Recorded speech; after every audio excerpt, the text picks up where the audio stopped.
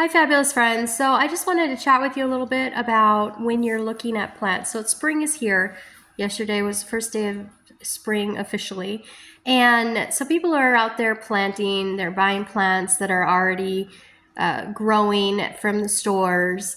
And I just want to show you, I went to one of our stores today, Tractor Supply, and I was just looking. My zone is zone 9. So only plants in zone 9 are going to have a good success rate when growing in the actual ground, right?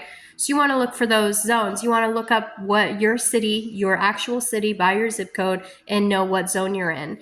And then when you go to the stores, you want to research these products because you'll find, I found zone 7s and zone 5s. Those aren't going to grow here. They're not going to be sustainable. So purchasing those plants is like wasting a lot of money that is unnecessary. So do your research when you're buying those already established plants from Walmart or Tractor Supply or Ace or any of those, or even Home Depot, Lowe's, those stores, because they don't really they still sell things that are outside of the zone that are producing within zones, and you want something that's going to be native and that's going to produce in your zone.